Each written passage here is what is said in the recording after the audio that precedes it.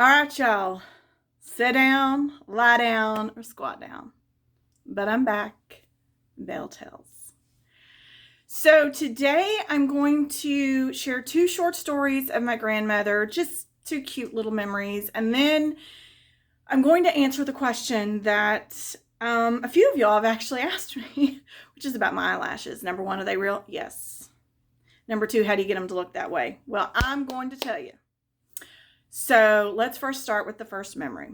So as a kid, like I told y'all last week, pretty much everything came from the land.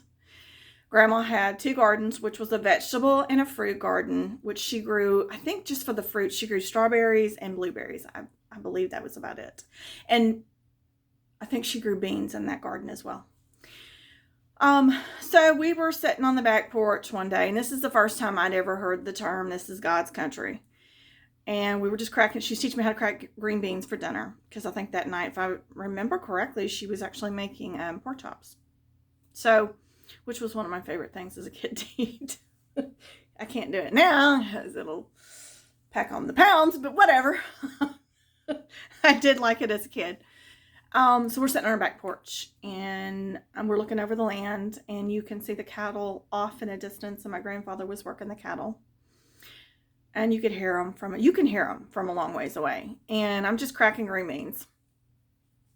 And she stops and she's watching the wind as it blows over the field. And you can see, if you've ever been out somewhere where you just an open field, you can see when the wind, blows across the hay. And so, or the grass before it becomes hay. But I remember her just saying, looking over the land and going, this is God's country. This is the most beautiful thing you're ever going to see. And she just sat there and she just took it all in. And I didn't understand it at the time. I think I may have been early teens. I don't know. But I was like, okay, we're looking at cattle and wind and a field. But I now appreciate that. One of my favorite things to do during times that I'm going through a rough patch or just times of frustration or questioning. Two things I love to do. If I can get on a horse and ride, I'll get on a horse and ride. There's just something therapeutic about riding a horse through a field, just listening to the hooves hit the ground and getting in rhythm with the horse. And later, I do have a story about that. Not today, but at a different time. I'm going to talk to you about that.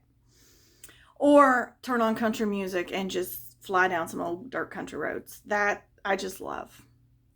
Speaking of old country roads, there was a time we were walking, and Grandma used to get us out and walk because she used to love to walk on the old dirt roads. And I think that's where my appreciation came from, just because of all those memories with her. And we came across some wild raspberries or blackberries. Yeah, they were blackberries. And she told me to stand right there. She was going to run in the house real quick because it was just right outside the house and get a bowl. So we didn't lose track of where the blackberries were. And so she came out and we just started picking them. And I remember her asking me, "Are you putting them all in or are you eating them?" And my teeth were stained purple. And I was like, "No, I'm putting them in." But I just remember her laughing. And later that night, she made blackberry cobbler. And that's the first time I'd ever had blackberry cobbler. She'd always made peach. So those are the two short memories, just real sweet. That's what I was going to tell you. It wasn't going to be long today. I've got more memories of Grandma that are longer, that through in between stories I'm going to talk about, because that was something else some of y'all said is you like how I just randomly will pick different stories instead of sticking to a theme. So I kind of like doing that too, because you never know what you're going to get. It's kind of the element of surprise. All right, let's get to the lashes. Let's get to the bread and butter here. So I have what they call in the South chicken eyes. Okay, let me explain. If you've ever seen a baby chicken, they've got these long eyelashes, but they're blonde. And you can't even see them till you get up close. That's me. I have blonde eyelashes. So, a couple things I do to help with all that. So first, here we go. I use this stuff. I drink this stuff every day. If you're not drinking it, drink it. When you reach 40, ladies, you start losing elasticity in your skin. Therefore, your collagen begins to deplenish. So that's why I drink collagen. I mean, I'm going to go ahead and put my age out there. Believe it or not, I'm going to be 41 this year. So I do my darndest to try and look as youthful as I possibly can. So the struggle is real, but it's, we're all going to go through it at some time. Okay. Then at night, one of the things I do is there's this stuff called, let me see, what's the name of it? Revitalash and Revital Brow that I buy, and I put the brow stuff in my brows, obviously, to help thicken them up, because that's another thing that'll start happening is your hair will start thinning. I've already got baby fine hair, so we don't need to make it more thin. And then you just put the lash stuff on your on your eyelashes. And then another thing I use is the Lash Central Serum from Maybelline, and I rub it through my eyelashes, which also helps. It helps strengthen your hair follicles. I think I say your hair follicles, your eyelashes. And maybe I'm wrong, but it's my routine. It's what's been working. So those are all my treatments before I actually put my makeup on.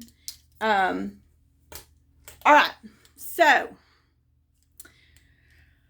how do I get my eyelashes to go up? So I take an eyelash curler. We all have one. And I take a hair blow dryer and I blow it on the back of the eyelash curler, which will make it hot. Now be careful. I did it once and I didn't let it cool down. Singed the eyelid and about took out eyelashes. Don't do that. Double check it, just the palm of your hand. Make sure you want it warm, but not scalding hot. Then you just, press it in your eyelashes like we normally do for 5 seconds. But know that once you do that, you immediately have to go in with my first, what I do is I use the L'Oreal Carbon Black mascara. And I immediately go in and start putting it in. Immediately. I like the brush. It gets in between those eyelashes and really gets them to stand out. And then after that kind of dries, I go back in either one of the brands from my BoxyCharm box I'll use, or another really good one, believe it or not, because drugstores are really stepping up their game on some of this makeup, is the Maybelline Stiletto mascara. And that stuff works amazing. But the problem is they're always out of stock. People are just, they're buying that up. As soon as they get that out, they buy it because it's that good. I can't remember the price. I want to say it's like 15, maybe 12 to 15, something like that. It's a little pricey for drugstore, but compared to some of the other mascaras you would buy at some of these major stores, department stores, it's not bad. So those are the tips on the eyelashes. Those are the stories, the 2 short stories about Granny. And I don't know what I'm going to do next Friday. I'm debating between 4 or 5 different little stories, to be honest.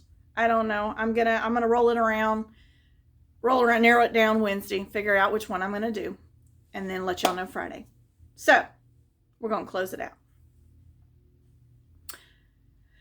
Please and thank yous are a must. A smile never hurt no one. Be cognizant of the things you say and how you say them, because kindness is always priceless.